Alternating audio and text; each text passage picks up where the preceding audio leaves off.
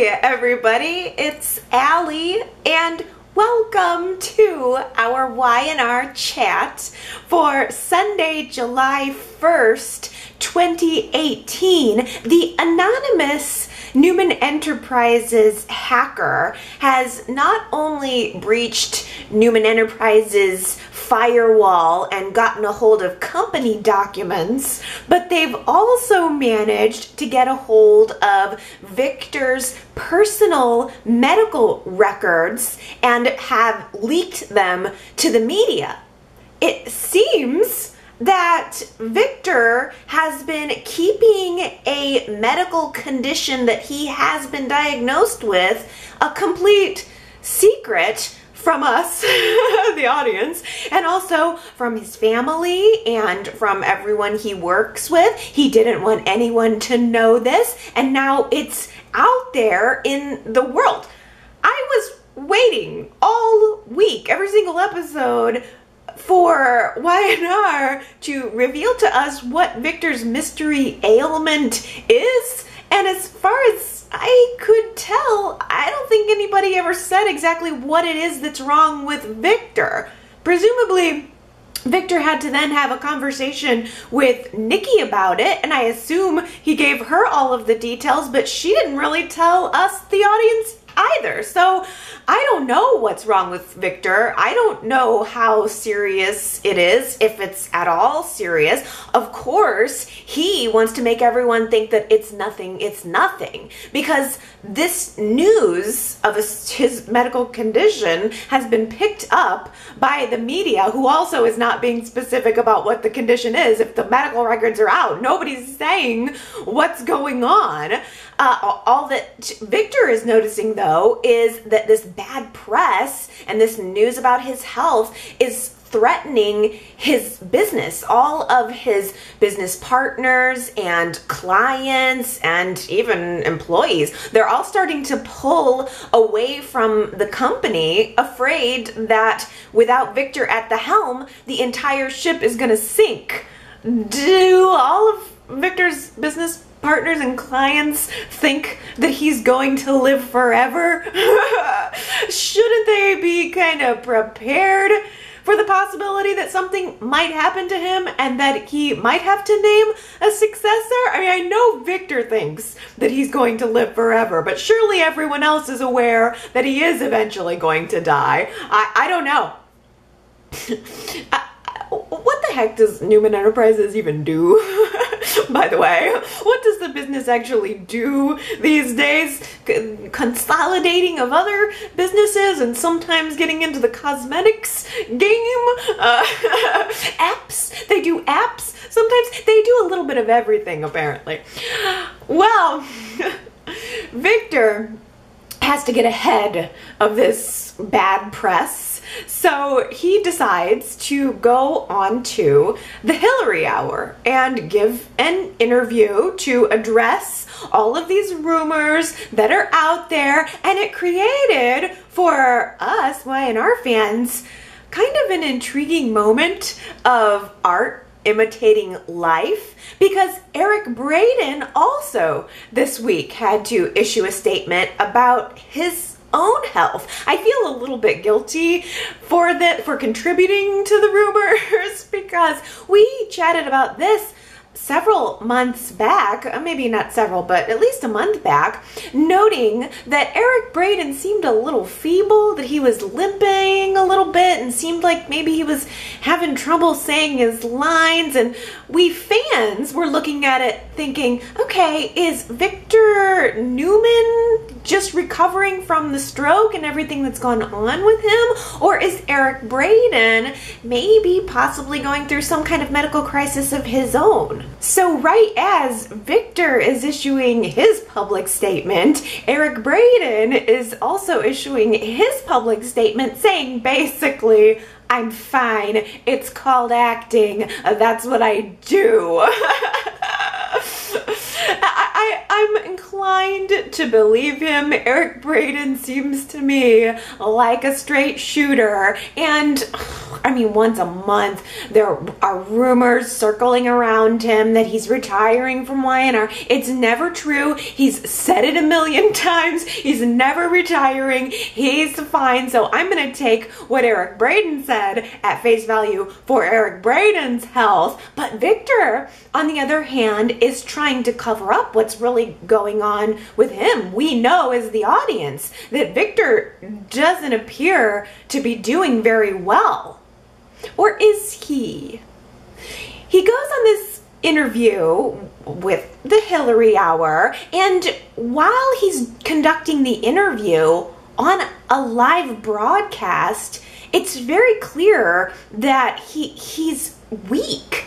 He holds a glass of water in his hand and accidentally drops it. It crashes to the floor and spills everywhere. He is trying to carry on a coherent conversation, and he's forgetting where he was. He's losing his train of thought. And on top of it, during the live broadcast, he's beginning to get very agitated. He starts to rant at the camera, turning it all around and saying that it's all about JT and he's gonna find him, he's gonna hunt him down, come and get me, come and get me. I have a really great GIF animation of Victor in that scene as he's like pointing at the camera and having his fist in the camera and then saying come and get me with his hands. It's great. I made a little animation of it if you want to go to the website and check that out, yrchat.com. Just click on the link and you'll see it. It's just funny. I was a little pleased with it.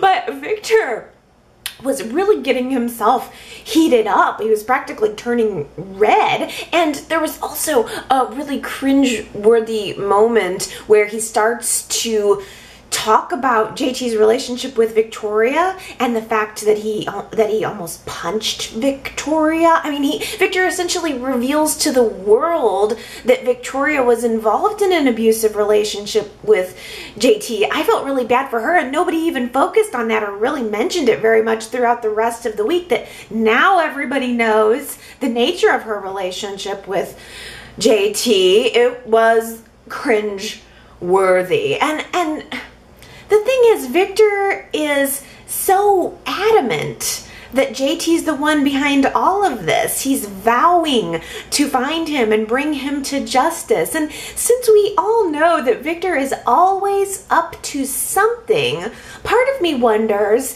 if Victor was faking it a little bit during that interview, playing it up, like maybe he was just pretending to be in a weakened state, hoping that JT is somewhere out there, thinking that it's a good time, a good opportunity to come and finish the job. Maybe Victor is just laying a trap for JT, hoping that as soon as JT gets close enough, then Victor can strike on his own.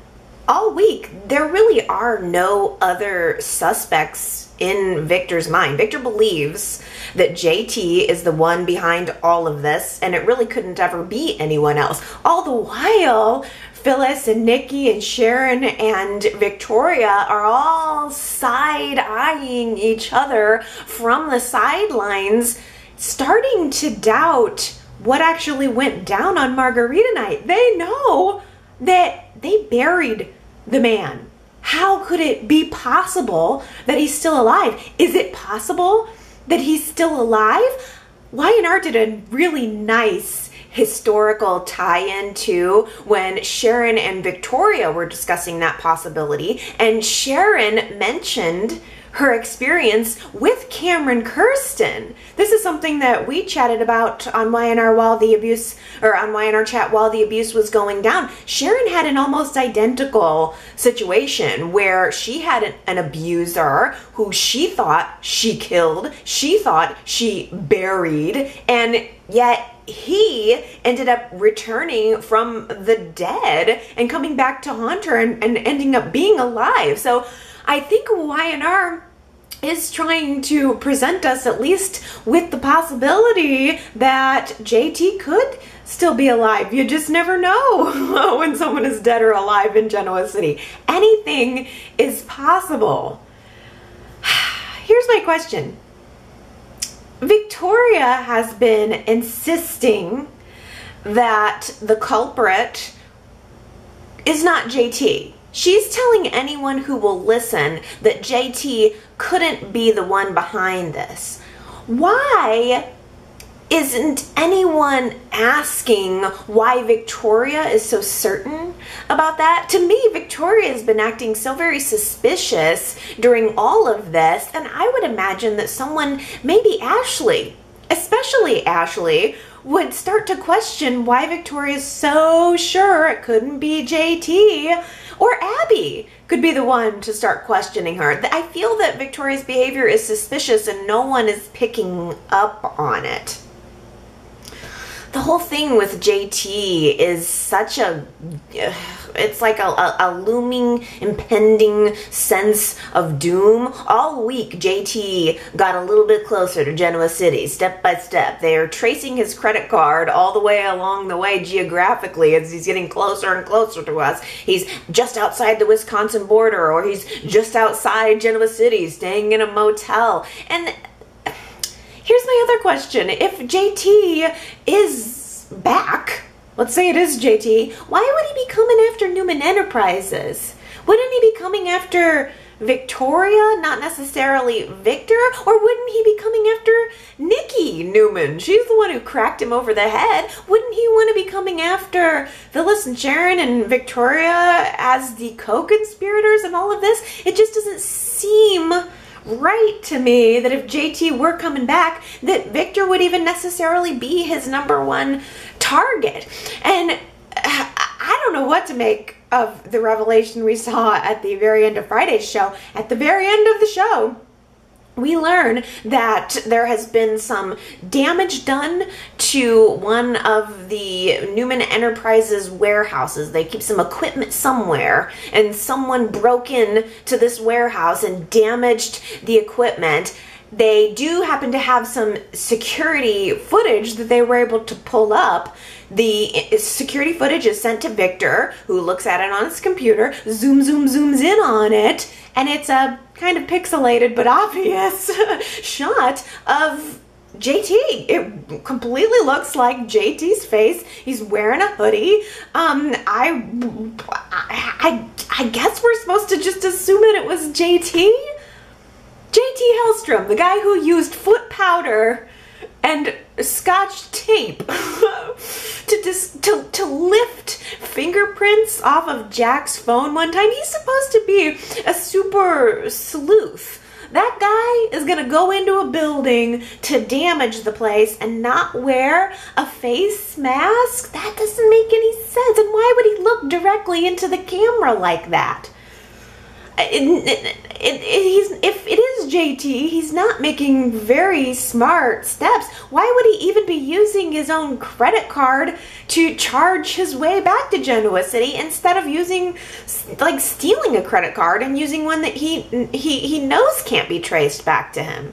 I guess you guys will just have to forgive me while I work through my understanding of this story. Something about JT returning from the dead just to continue his vendetta against Victor doesn't add up for me. It also, from a storyline perspective, seems like way too much of a slam dunk answer. I'm gonna have to stand by my theory from last week. I think it's plausible that there could be a twin brother of JT's who is now seeking revenge against Victor for his brother's death. I think that having a twin could be Y&R's way of giving us, the viewers, a twist, and also a way of allowing them to keep the actor around. And I'll throw this out there too. The ghost of JT haunting Genoa City, that whole storyline isn't even necessarily connected to the Newman hacker. The person who leaked Victor's medical records could end up being someone else entirely. Nicholas Newman, I've got my eye on you. I just find it impossible to believe that Nick went from 2 weeks ago vowing revenge, cold-hearted revenge, I know who I have to be, against Victor, and now he's right back to being the same puppy dog that he always was. He's planning a wedding with Sharon and spending his time cleaning Sharon's house from top to bottom at the break of dawn so that the social worker will think that he and Sharon are fit to raise Christian, fit so that he can get his son back. And all the while, Victor's health, Victor's medical condition, Victor's competence are being called into question publicly. Seems a little suspicious to me. For crying out loud, after that Juicy Buzz interview, Victor is making Sharon look like the pillar of stability. And she did a really good job with that interview with the social worker, by the way. All of her explanations seemed so reasonable and so rational. She decided to seize that opportunity and just talk heart to heart with this social worker and say some of the things that she didn't have an opportunity to say in the hearing. And I thought she came off really, really well. And the social worker ended up leaving abruptly. I don't know what that means, but it seemed to me that it was left on a note of positivity. I still am not so sure that Nick and Sharon should be going through with this wedding, though, if it's potentially going to endanger Nick's permanent custody of Christian. I asked you guys last week if you thought that Sharon and Nick should be getting married right now. That was our poll question. And 55% of you said no. That's way closer than I thought it was going to be, though, because 45% of you were like, yes, Nick and Sharon, you go get married. I have a feeling that most of the yes votes were because you wanted to see the drama. Why not? Let's let this wedding happen. Let's let it fly for the fireworks. I was maybe giving a little more of a conservative in reality answer when I voted no, but you guys in the minority are probably actually right that it would be much more fun to just see what's gonna come of this. Although I will say, to me, I mean, as a Nick and Sharon fan, it feels like a little bit of a bad sign that everything seemed to go so well with that meeting with the social worker. I'm worried that Nick and Sharon are just gonna be on the verge of getting Christian back and maybe even walking down the aisle during fall sweeps season when it comes out that Sharon was involved in JT's death and the whole cover up with that, and or that Nick was involved in the Newman Enterprises leak. It could be both. Why is everyone in Genoa City bound and determined right now to go digging up bodies? In the previews for next week's Y&R, we saw Phyllis suggesting to the Margarita crew that maybe they just need to go to JT's grave, dig it up, and see what's in there. And then on top of that, we've got Jack suing to dig up the body of Phillip Chancellor II so that he can get a DNA test and find out if that's his daddy. It does upset me, and I can't hide it, to think that Jack would rather dig up a body that's been laying peacefully in the ground for 40 years than just wait 2 months until Philip III and Chance get back from their wilderness trip so that they can do a DNA test that way. It didn't even occur to Jack that he should try showing Dina that photo of Phillip Chancellor and just asking her if maybe that's his father. That didn't even occur to him. Kyle had to suggest it to him. Jack jumped right to, let's just go dig him up, dig him up. He jumped right to exhumation as if it was as easy as digging up tulips. That's so disrespectful, and I can't put that out of my mind. All he had to, I mean, a first step had just been to show Dina the photo. So thank goodness Kyle suggested that. Sure enough, Jack does show Dina the photo. She takes one look at it. She recognizes everyone in the picture and then states with perfect clarity and complete certainty that yes, Jackie, that's your father. That's Phillip. I'm certain of it. That's your father. So, I mean, it's hard to know if that's the truth or not. Jack wants to take Dina's word as gold. She was clear in this moment. When she's clear, she's clear. So that's gotta be it. That's enough to allow me to continue on. That's enough confirmation to allow me to continue on.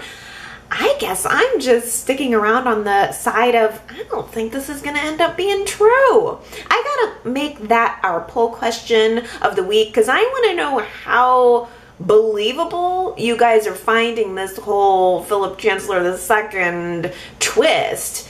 Do you think that he's actually Jack's biological father? Go to yrchat.com, weigh in on that. I keep imagining there's going to be another twist right around the corner and that Jack is going to end up taking this really long road to finding out that John was his father all along, but maybe that's just wishful thinking on my part. I don't know. I want to see how your votes are coming down on this. Who knows? Maybe this is just the direction and I need to accept it.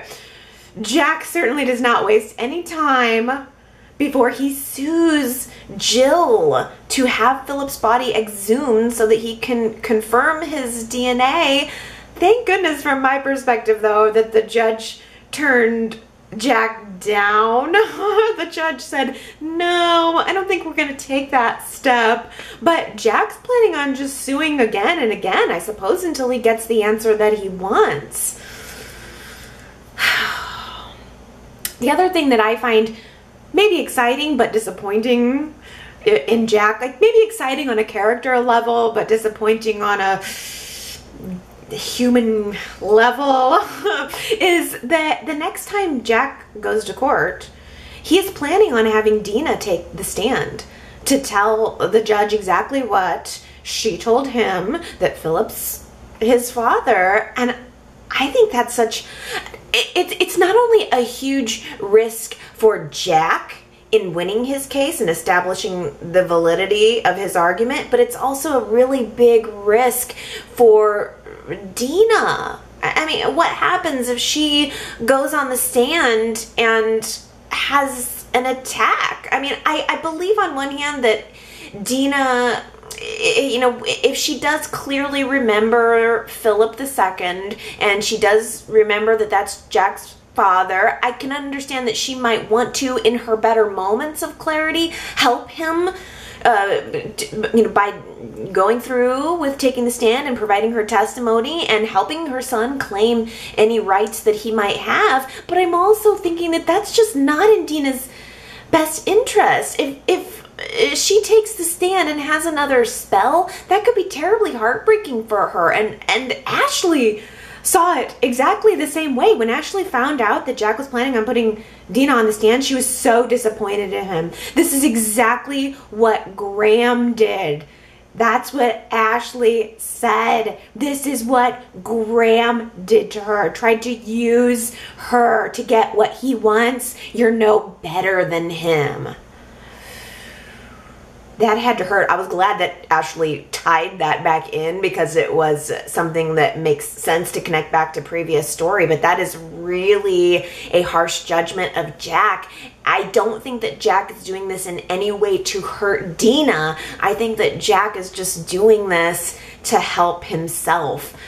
The thing is, Jack is this quest, this quest to get to know himself is so misguided. I think he's looking for answers in all of the wrong places. One of the things that I really can appreciate about Jack challenging his own paternity is the fact that it's a storyline that's bringing Cain and Devon and their relationship to Catherine into the picture. Devon is a direct descendant of Catherine. That's rarely ever mentioned, so it makes sense to me that Devon would be involved in all of this, wanting to protect Catherine's legacy as one of the carriers on of that legacy. And then we also have a lot of FaceTime right now with Cain. It gives Cain something to sink his teeth into. We're having a lot of tying in of Cain's past connection to the Chancellor family. It's a fact that he was pretending to be Phillip Chancellor III. He was pretending to be Jill's long-lost son. And it says something about his character that Jill was able eventually to not only forgive him, but to promote him to the head of Chancellor Industries, the company that she received as Catherine's legacy. But I think all of that is really going to be in jeopardy. Everything that Cain specifically has worked for could fall apart. I think Cain's going to have to start to fight for his life here because Jack is challenging him. Jack confronted Cain and Devon during a family dinner at the athletic club, and it got really heated. It almost seemed like Jack and Cain were going to come to blows. A really important piece of information that Cain provided to us during that scene that I did not know or did not remember in the mass catalog of Y&R history. Catherine, apparently, her first husband was the one who gave her gave her the company that she later turned around and named Chancellor Industries. So I'm assuming that goes back before the show would have started airing, that part of Catherine's backstory was that she had this company that she received from a former husband and she had renamed it Chancellor Industries. But if that's correct, and again, I hope it is because I don't mean to in any way present you guys with incorrect information, but that's what Cain said, and if that is correct, then that means that Chancellor Industries, the company, was never Phillip Chancellor's. It was always Catherine's. That makes sense. But it doesn't make sense to me then how a DNA test confirming Jack as Phillip Chancellor's son would entitle him to the company or to the house, really. Although I'm starting to suspect that maybe the house will become the more legitimate battleground, not as much the company. I mean, Jill's gonna be furious. Jill's gonna be furious. Jack already tried to sue her and she hasn't said anything to us, the audience, yet, but we know that she's coming back. She's gonna be so mad. It's gonna be so great. I cannot wait to see Jill come back and challenge the hell out of Jack. I'm hoping Cain and maybe Billy too will be right there by her side. I can't wait to see how this is going to explode. The last other thing I wanted to mention about this is that it seems everyone is assuming that Cain is really concerned about losing his position at Chancellor Industries, and that's why he's getting involved in all of this. I mean, Devon has the family legacy to protect. He is part of the Chancellor line, but Cain isn't, and it comes off as schemy, maybe, that he is getting involved in all of this, but I'm not really getting that from Cain. I mean, I would probably not want to lose my job if I were him either. I think he's just trying to protect his own family and his own job.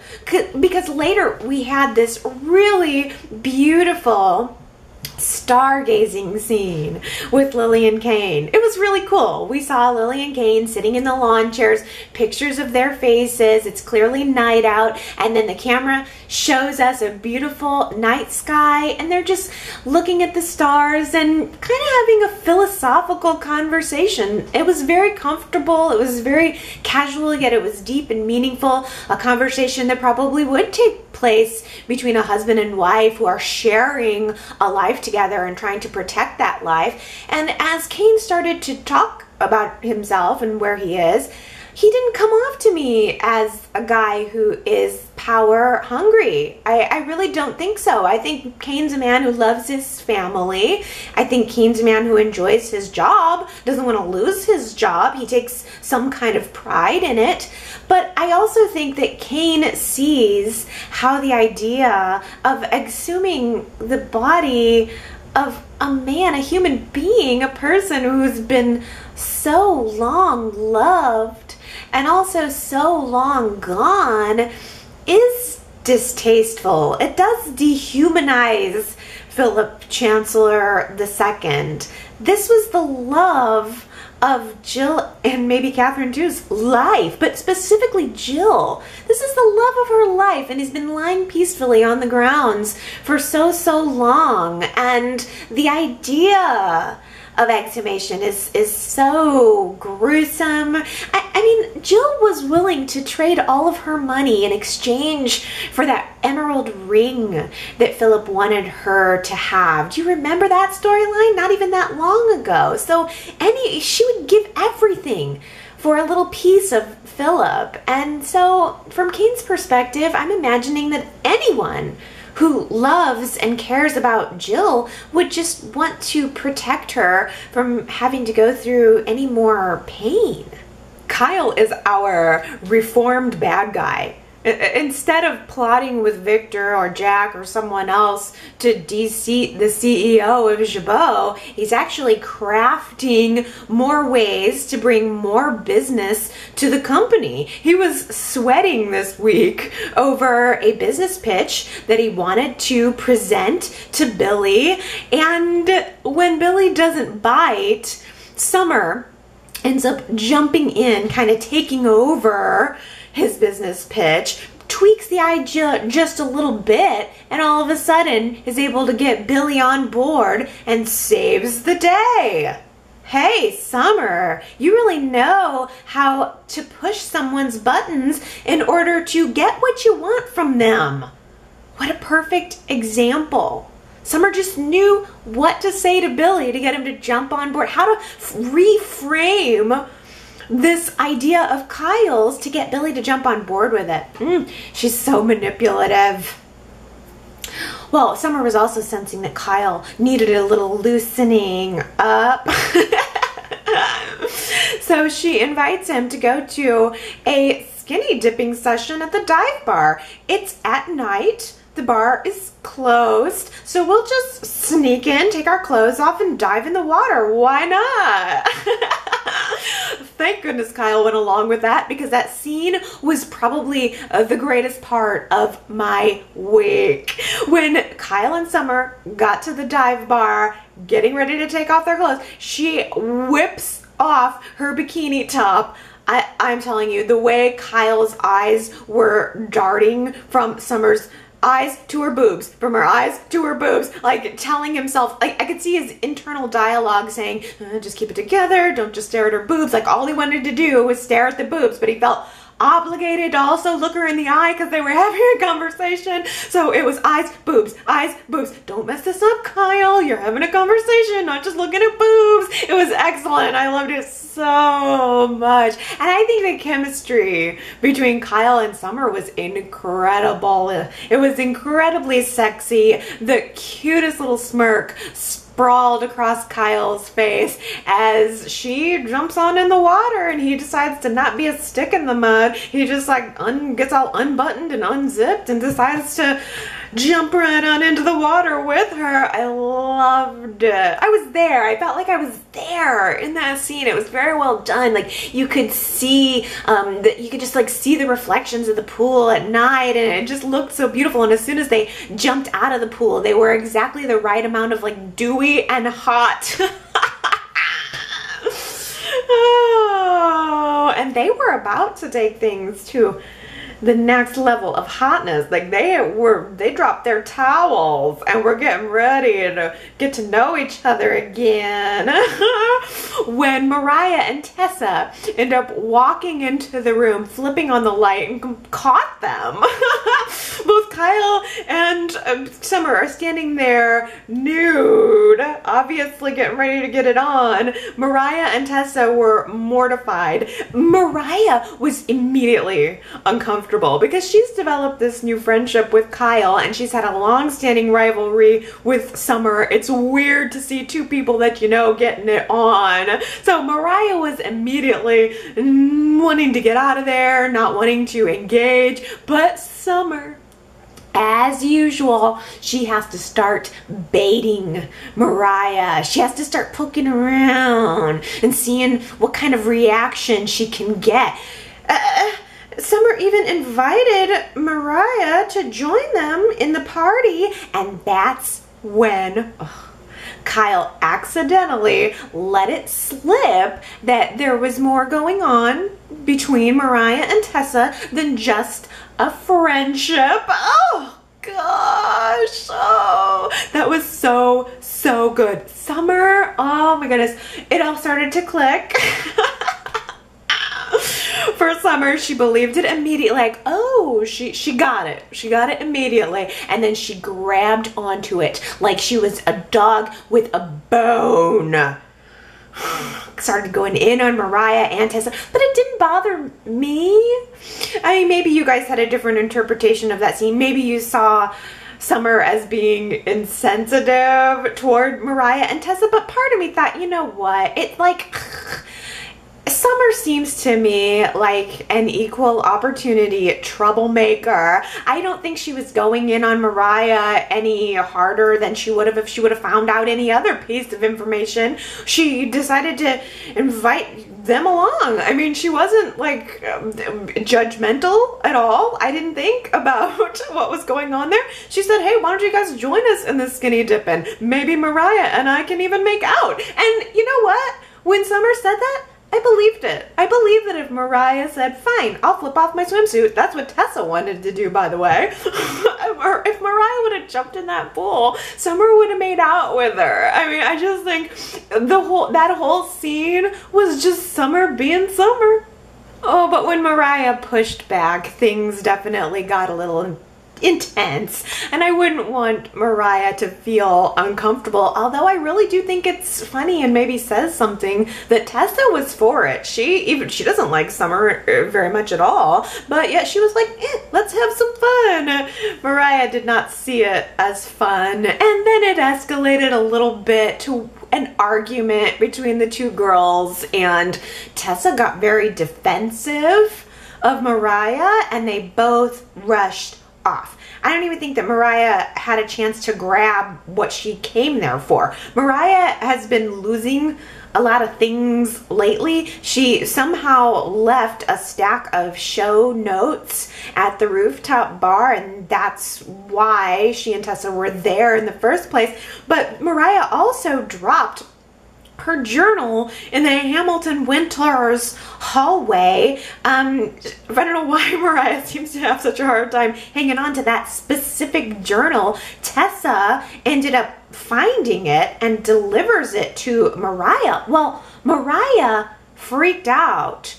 Understandably, I think, seeing Tessa standing there with the very diary that she stole from Mariah and plagiarized from just a few months ago, that was a source of a very painful memory for Mariah. I completely understood why she freaked out on Tessa, but Mariah, being Mariah, and being forgiving, pulls herself back. She apologizes to Tessa. They agree to bury the hatchet, and Mariah decides she wants to stick to the new level of friendship that she's developing with Tessa. They agree to have dinner. They go out. They seem to be having a good time, telling stories. Everything's good until, weird, Tessa receives a suspicious text message, and it said simply XZ. It was just a message that came through that said XZ.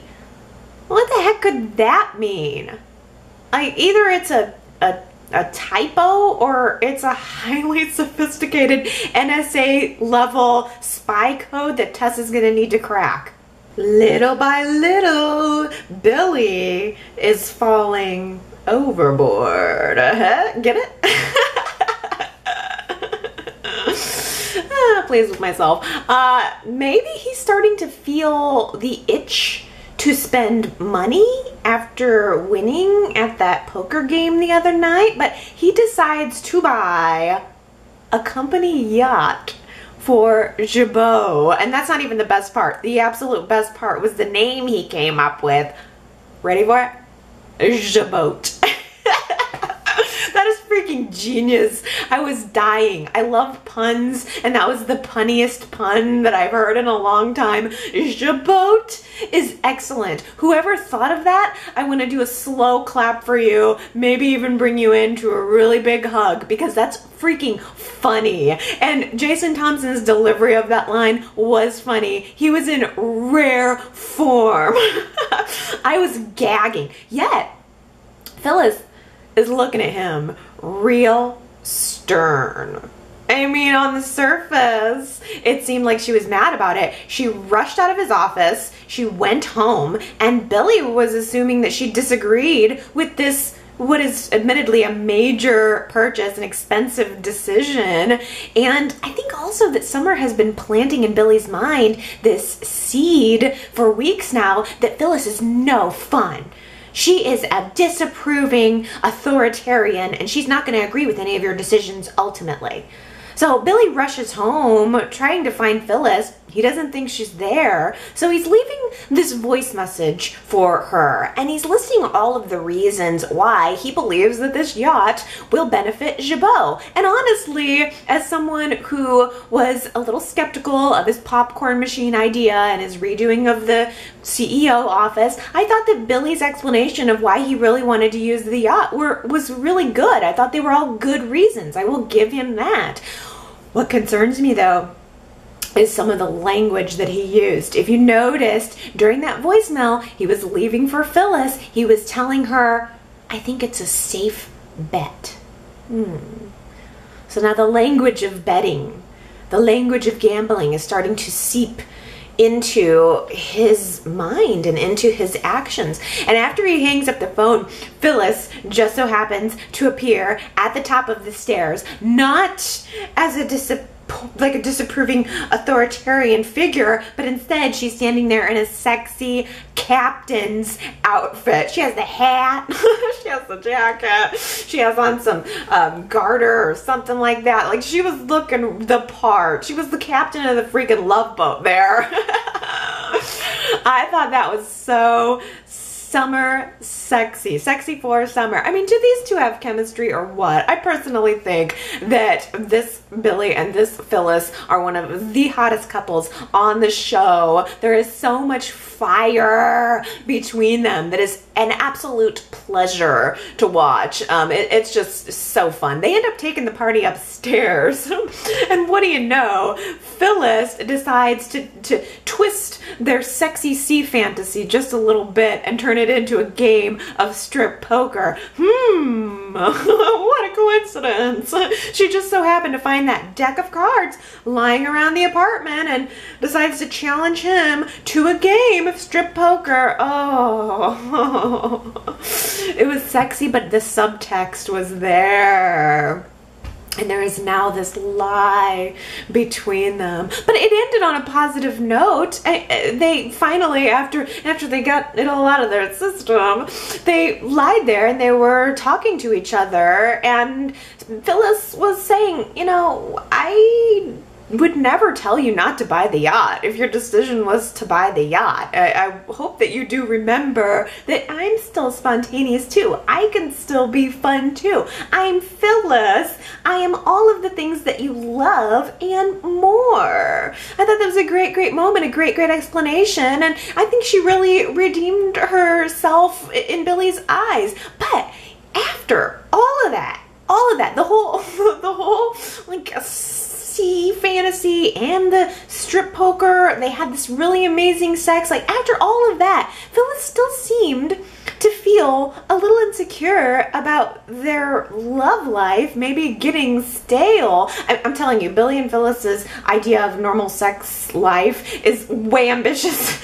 Way ambitious. These two have to do a lot to keep it spicy. They are not slipping. I mean, for probably the majority of the general public are not putting on sea captain's uniforms on a Wednesday night to seduce their significant other. But maybe you are, and if you are, good on you. But Summer ends up making one little comment to Phyllis as she's on her way out the door wearing a short little dress going off to who knows where. Summer makes a comment to Phyllis implying that Phyllis is boring and that maybe she's jealous that she's not going out in a sexy little dress to who knows where. And that seemed to really get up under Phyllis's skin. I think Phyllis is worried that she is boring, and so after all the sex, she decides, what is this, the next night, to arrange a balcony sex session with Billy. Why not? We've never had sex there before. Let's do it in the open air.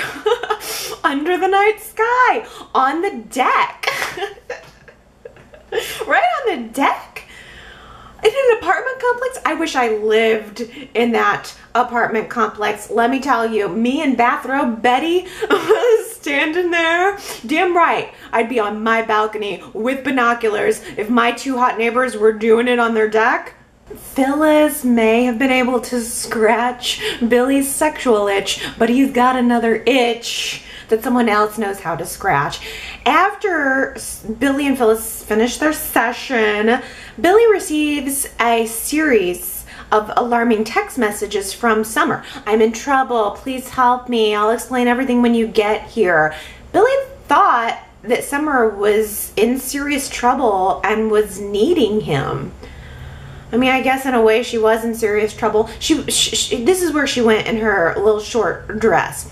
She went off to the GCAC and decided to participate in a game of high stakes poker. She ended up losing $10,000. Just $10,000 in the hole in one night. And so she has no money to pay it with, and they're not gonna allow her to leave the room without paying. So she calls Billy for help. He doesn't happen to have $10,000 in his wallet, so what does he do? Well, he does what any responsible adult would do. He decides to join the game and win her out of trouble. Damn! I honestly can't believe he was able to win $10,000 in one hand of poker. I am in the wrong business. I have got to learn how to pick up that skill. You can just win $10,000 in one night? Why am I not doing that? He told Phyllis earlier in the week during their strip poker session that when you're good, you're good. It doesn't even matter if you have a good hand. You can still win the game. And you could tell that he felt good too when he won. Even though he was like chastising Summer, he still had this smirk on his face after he had won. It satisfied something in him. And as the game ends, he's talking to Summer, and he happens to look over and he sees other people checking out of this game, like paying up their debts with non-cash methods. And he immediately thinks that Summer has been lying to him, that she lured him into this game. And she says, no, that's not it at all. It's not that I didn't have cash. It's that I don't have any money. Summer has to admit to Billy that she blew through her entire trust fund. She is now broke. She is now in debt up to her tatas. How much money do you think that was that she blew through? It's probably an inordinate amount. An entire trust fund for a Newman child? How much money did she blow? You know, if I were Summer, and if Summer really hated Phyllis that much, she could just turn around and sell the condo for money and kick Billy and Phyllis out of it, or offer to sell it to them. Oh man, it puts so much more into light though, now knowing that she's broke. The next day at the office, Summer's continuing to play her little games with Billy, even though he just bailed her out. Gosh, she has him right where she wants him. She's talking to him, and Billy is understandably upset. He thought he was helping Summer. He chose to help her, but it also caused him to betray his own judgment, his own better judgment. So it's not just what Summer's doing, but it's kind of what Summer's doing to him. And he starts to talk to her and tells her that he doesn't really appreciate also the awkward position that Summer's put him in when it comes to Phyllis. He doesn't want to lie to Phyllis. And Summer, in response, crafts this genius speech. I swear to you, I think she was probably at home practicing it in the mirror for the days prior. It was perfectly tailored to Billy. She starts talking about how she feels like she doesn't fit in with this family. She never has. And she feels like they have expectations for her that she just can't ever live up to. And she just wants to have fun. She just wants to enjoy her life and discover who she is in the process. She is speaking his language. She knows exactly what his language is, and she has learned it, and now she's turning it back around on him. It's her situation right now is basically the same circumstance, the same line of logic that Billy came back to Genoa City with. I believe that Billy had blown through his trust fund on gambling. I seem to remember Jack having to bail him out all those years ago. So now there's a camaraderie on top of the secrets that they're keeping together. Oh man, every single week Billy gets one step closer to ruin, and he doesn't even see it. Summer isn't wearing those skimpy bikinis and skimpy nighties prancing around the house because she's a poor lost little soul. Summer knows exactly what she's doing it, and Billy is walking right into her trap. Remember that time that Abby and Arturo broke up for all of 12 hours after the bra incident? Arturo just ended up chasing her around town relentlessly, at home, at the coffee house, even showed up at her work because Abby wouldn't give him a reason why she abruptly left the apartment last night. When she does tell him that she found the bra in his couch cushions, he immediately and ever so easily makes a phone call to his sister Lola, and Lola describes the bra, says it's mine. It looks exactly like this. It's confirmation, it's definitely mine. And all of Abby's concerns are just immediately alleviated. She probably feels a little foolish for jumping to these conclusions, and Arturo just had an answer right away. I mean, it was just almost a non-factor immediately. They pull into each other on a passionate kiss, and from the previews of next week's show, apparently they're gonna end up taking it all the way. Well, let's see if Lola, aka Shauna, accidentally walks in and interrupts them. Just kidding. Sometimes I wish I didn't have such a suspicious soap opera watch in mind, but I do. And the scene where Arturo and Shauna casually met for the first time and they were talking about cooking skills made me think about my comments from last week that maybe Arturo and Shauna are related or in cahoots in some way. I'm probably wrong, but I'd love to be right. Since I never am. Well, the incident with Charlie and Shauna ended up getting resolved almost as quickly as the incident that Arturo and Abby had. Shauna and Charlie ended up talking, and everything was so understandable and so relatable. Charlie had booked out on her because he assumed that he would be losing his virginity with Shauna as she would be losing hers with him. He thought it was something that would be mutual, and you know, I mean, I think that that's probably something that is seen a lot. I mean, it makes sense that Charlie would panic and pull away from her. He wasn't being judgmental. I think he was probably intimidated more than anything else. No young guy wants to admit that he's not as experienced as his girlfriend. And ever since Charlie was aged, he's been coming off as kind of the ladies' man. He's always been interested in the ladies, checking out the models, and so it probably was a vision of himself that he didn't want Shauna to have as someone who is virginal and not as experienced. So realizing that these two needed a nudge to get back together, Hillary and Lily ended up teaming up, not so subtly, to arrange a family dinner so that Charlie and Shauna would be forced to interact with one another.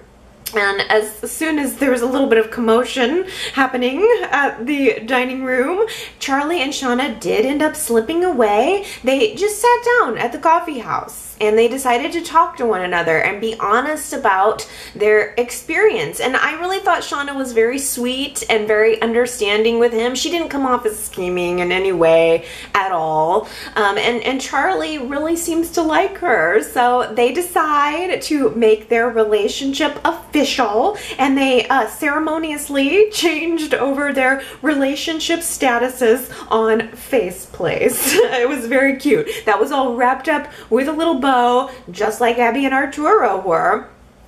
But now, I am a little bit concerned about the previews for next week, because what about Hillary's pregnancy status? From the previews we saw on Friday, a doctor is for some reason making a house call to Devon's condo, and the doctor is saying that she's having trouble finding the baby's heartbeat.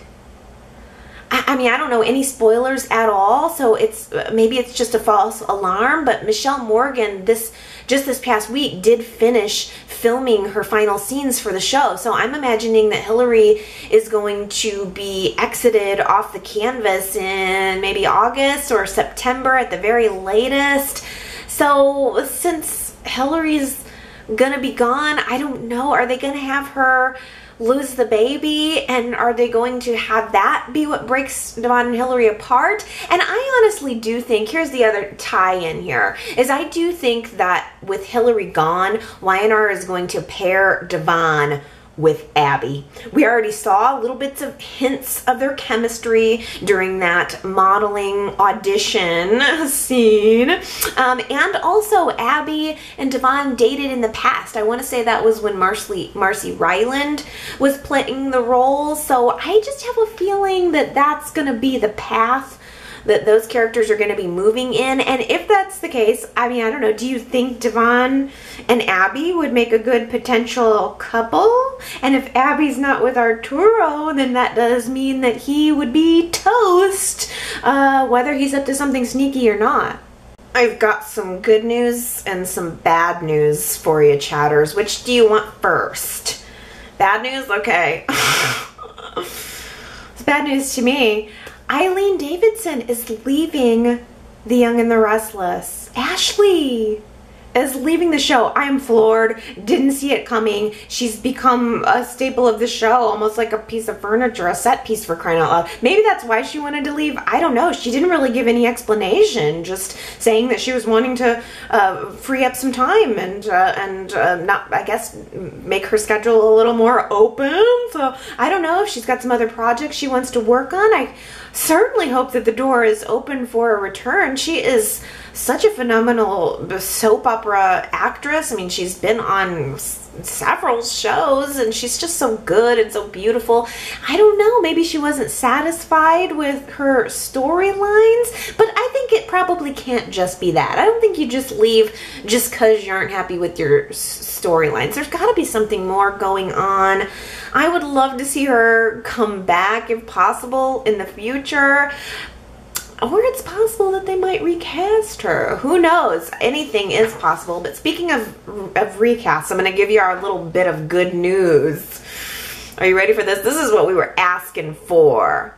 Brooks Darnell is the actor who has been cast as Little Nate. Prepare yourself yourself. Little Nate is coming back onto the scene. He's probably one of the few characters that actually wouldn't need to be Storaz. That character probably is 20 years old, but they're bringing him back as Dr. Nate Hastings. So he's going to be our doctor on call, and we saw him in the previews having a little interaction with Neil. So I'm so sad to see Ashley go, but I'm also very excited to find out what Y&R is going to have in store for Lil Nate. Who knows? Maybe he'll be in a triangle with Devon or something, and maybe they'll be fighting for Abby's affection. Would you like a popsicle? I certainly would like a popsicle. It's hot here today. But even though I would like a popsicle, I'm not the one who said it. Devon was the one who said it last week to Hillary, trying to offer a way to help her with her morning sickness. I didn't expect as many of you to get that right, but you sure did. Ellen, Lynn, Anna, Henry, Gina, Sharita, Sheila, Nathalie, Leslie, Diana, Kara, Susan, and Candida all got it right. Congratulations. Here's a new one for ya. By all means, jump. It's a short one, a short quote this week. By all means, jump. Who said it? If you think you know, go to our website at yrchat.com to leave your guess. And if you get it right, you will get your congratulations on next week's Y&R Chat. Hey, enough with all of my theorizing. Let's get to your theorizing. Daisy says, the video sure looks like JT, and it could be. He looked right in the camera, like he wanted to be seen. Perhaps a silent warning to Victoria. I love that idea, Daisy, that JT wasn't making a mistake by letting his face be seen on camera, that maybe he wanted to be seen. Silent warning. Ooh, that's good and juicy. Well, Laura says, if Nick is behind the security breach at Newman Enterprises, in keeping with his newly declared savage personality change, then who helped him? Kevin? Ravi? Phyllis? Who else has the know-how to do that? And does Tessa have anything to do with it? XZ. We got to figure out what Tessa is connected to here. I don't know. I thought Y&R maybe wanted to rehabilitate Tessa and make her a romantic lead for Mariah, but if she's involved in some shady stuff, that might not be the direction. So what is it? What's XZ? We got to get some theories on that, you guys. And as Laura said, maybe she's somehow involved in the security breach, or maybe she's helping whoever is involved. Leslie also says, if Nick is the one who's behind it, Victor may already know and could be setting him up. Victor framed his own son Adam for murder just to teach him a lesson, for a crying out loud. Who does that? I fear that he will frame either Sharon or Nick for JT's murder. If he had cameras in Victoria's house, there may still have been, or he could have Nikki under surveillance. Victor knows things, and he holds on to the information until just the right moment to cause destruction, as he did with Christian.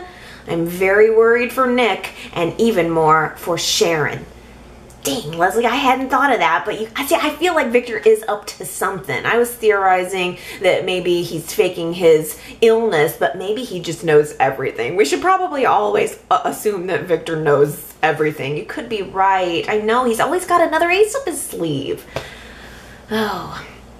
Well, okay, you guys are gonna really love this comment from Anna, I think, because I really connected with this. Anna says, whether JT has a twin or he dug himself out of the grave somehow, I think that Y&R has cheapened a very good storyline with the domestic abuse that was so serious, so informational, relatable, and so important to tell.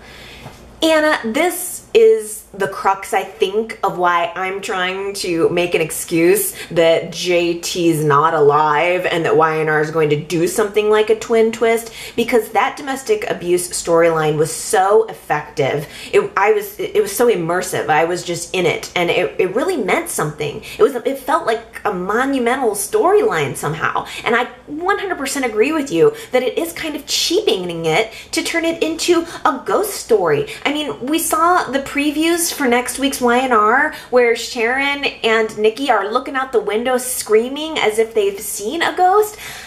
It's funny. I mean, that's funny on a level, but it's rough to try to take something that was so serious and turn it into a little bit of a slapsticky comedy. I don't know if Y&R is trying to lighten that up, but that in and of itself, it does. It pulls away a little something from the seriousness and the beauty of what was a very heart-wrenching storyline.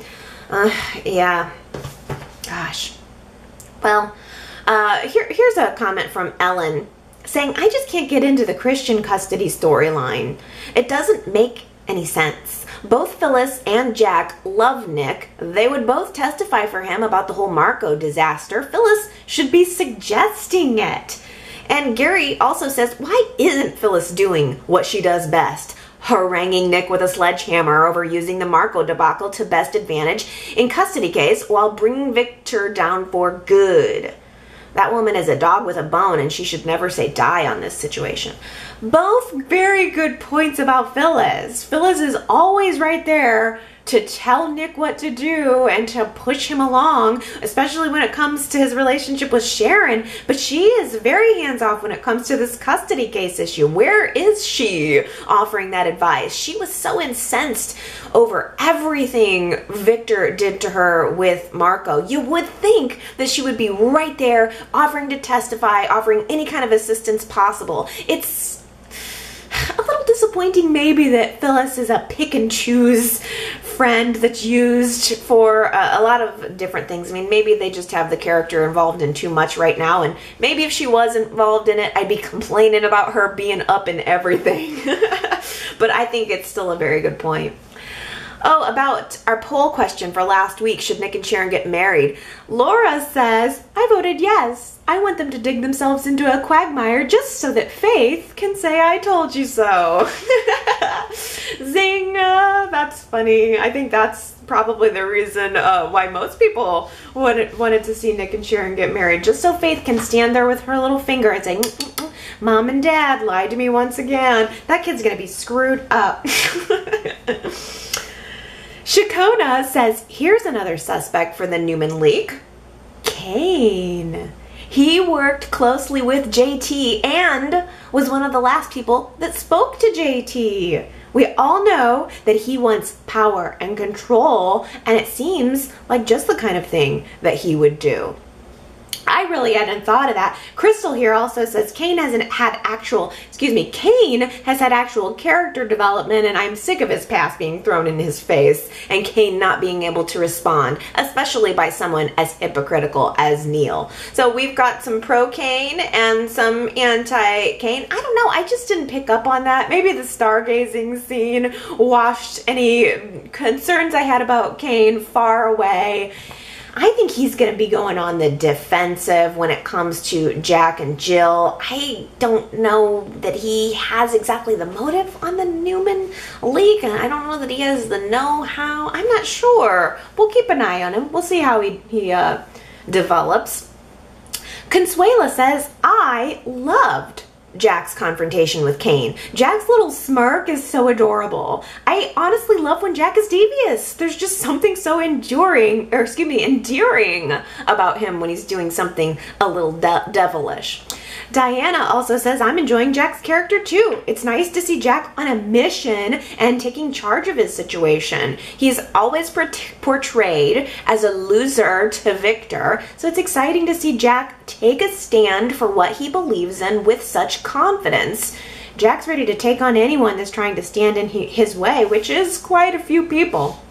It is definitely putting Jack right front burner, and as Diana says, he is in opposition to most of the town, so we're gonna be seeing Jack fight for his life too. Marianne says, I agree with Allie about wanting John to be Jack's father. I would have preferred Dina to have another child by someone other than John instead. I can't get too vested in this storyline since it's probably just filler like the Kay Jill or Summer Jack storylines. As I said before, it is like watching Dallas. An entire season is a dream, or episodes devoted to dreams, or whatever scenarios or flash forwards.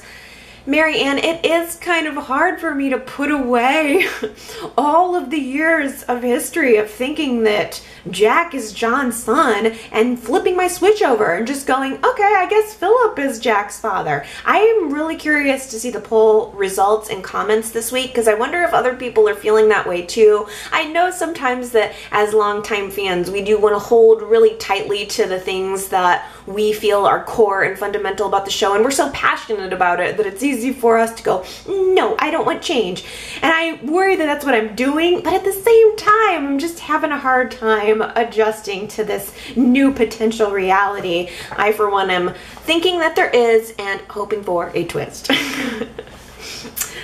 Daisy also says, I wouldn't be surprised if Kyle had manipulated Dina to say that Jack was not an abbot and now is Phillip Chancellor's son. Kyle is a snake and seems to have an agenda against his father. Well, Daisy, we have been lulled by Kyle. I mean, I'll leave it to myself. You haven't, but I have been. And I think maybe a lot of other viewers have been. We're seeing Kyle now more in this fun, romantic role and not as the devious snake. But you could be right. We cannot sleep on Kyle. We got to keep an eye on him because even though he is being real charming right now, it's entirely possible that he is still up to something. So I'll leave it to you. I'll expect you to keep us in check on that, Daisy. Alex KG says, I really believe the show needs to create a new super couple in the traditional soap opera manner. Kyle and Mariah fit the bill. They are connected to historic Y&R families, so their story will involve many people. Summer should be the first of many issues that they need to overcome together.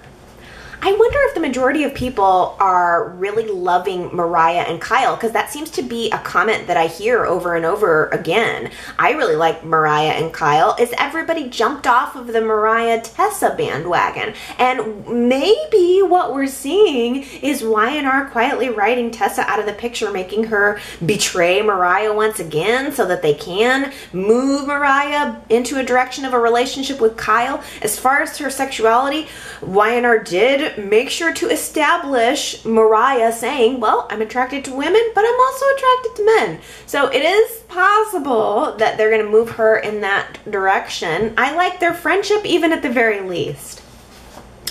Gary says, on the Thursday's show, in the scene between Kyle and Summer, in front of the elevator at Jabot, to the left of the set, there is a little glass cube with a bottle of perfume in it. Is that the old dinosaur grandma perfume that they struck from the Jabot line?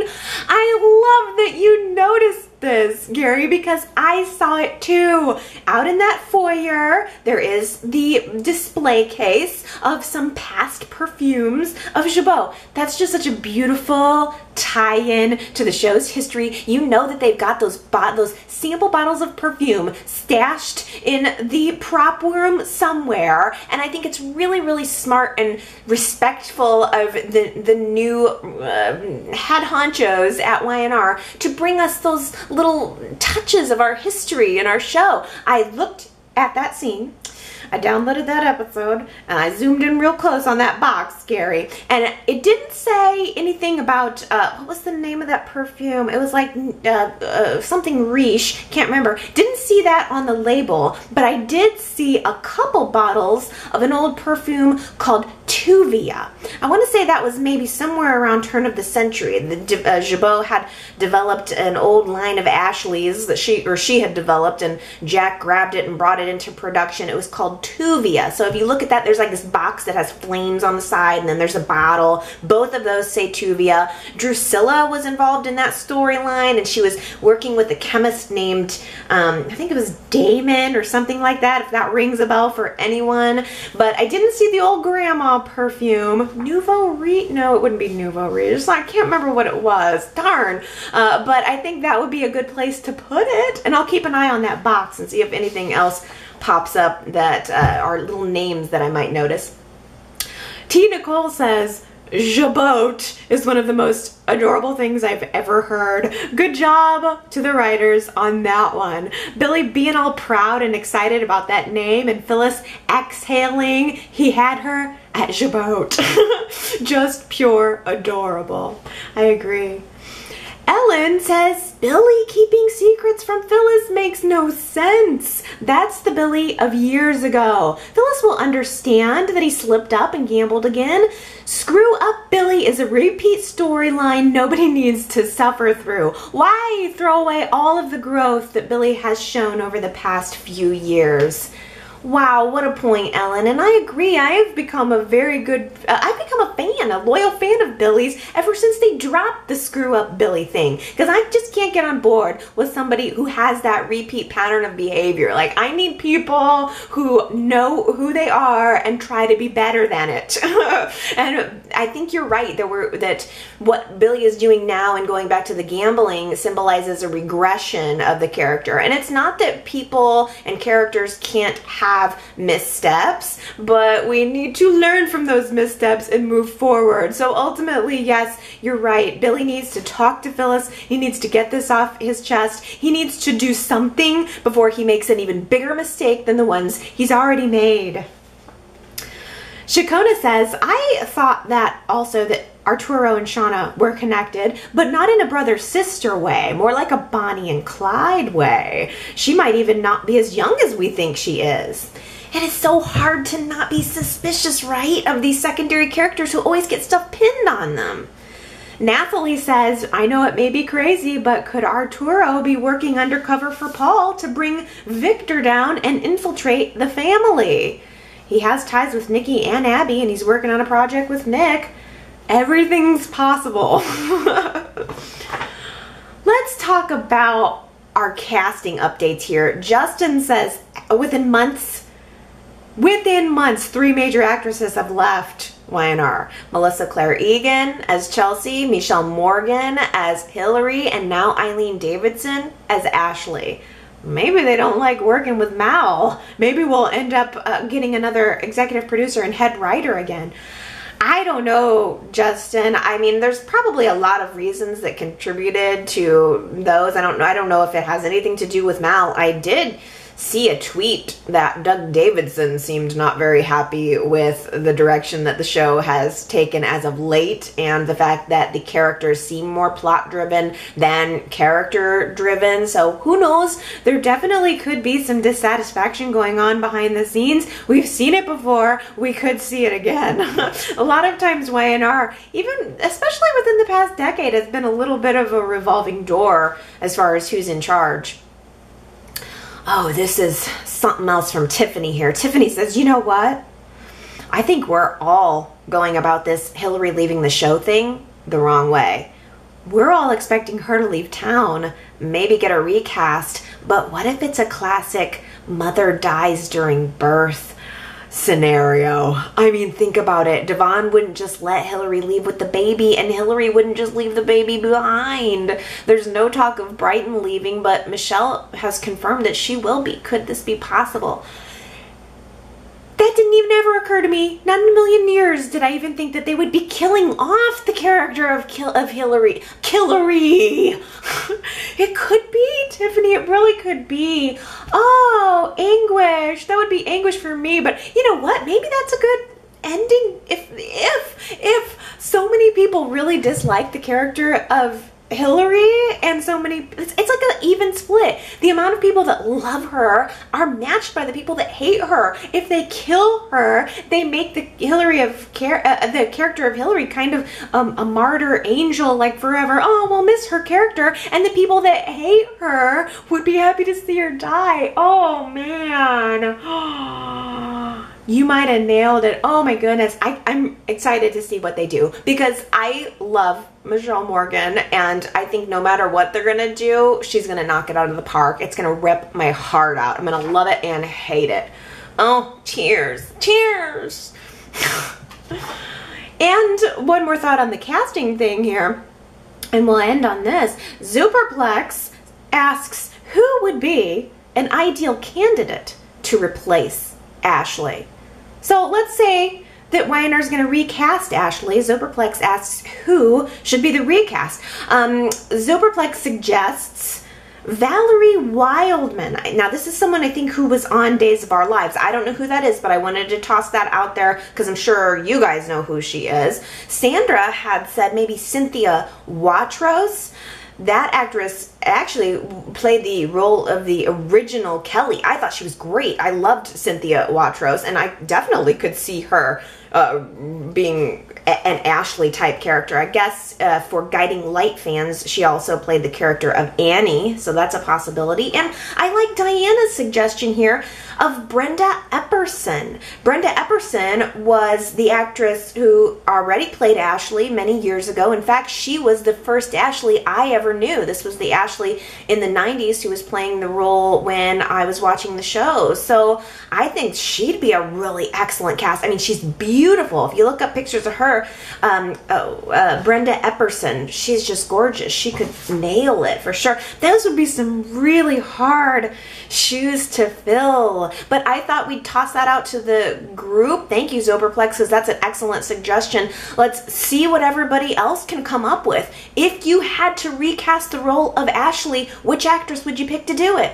Since I won't talk to you guys before then, I will wish a very happy 4th of July to our US viewers of the show. I don't know if we're going to end up having an episode on July 4th. Usually I think they do, but it's more of a poolside, easygoing, probably at the dive bar type episode.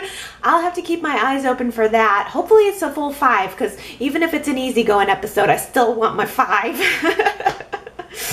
But everybody be safe and enjoy your 4th of July. Leave me some comments. That'll be good for me to read throughout the week. YRChat.com is the best place to go to leave your comments. I don't check Facebook and Twitter as much as I used to. It's just gotten a little bit hard to manage all of the comments in all of the different places. So my preference would be to put it at the website, and also the benefit there is that you get to interact daily with other people who are watching the show. I've probably gone a little overboard in posting there daily. Every single day, I think I'm grabbing a dozen screen caps and putting them up there on the website. But there's so many beautiful moments that I can't stop myself. I see gorgeous screen caps and I'm like, that's mine, that's mine. And then I put them all in a gallery there in the watch and chat thread on the website. I made a GIF this week of Victor doing his fists. So I'm very much active there every day. So if you want to go there and see whatever I've got posted, my little photo captions and all that good stuff, as well, of course, as leaving your feedback and voting in the poll and the games and all that good stuff. Hey, if anybody ever has any good ideas for new games, I'm all ears. I'd love to get some new games going. So YRChat.com is where I check first and foremost for comments. But of course, you can still use those other venues. I do check them just a little less regularly, and I'm not posting there regularly. But I'm still here, and I'll be back next week. I hope everybody has a good one. I love you. Bye.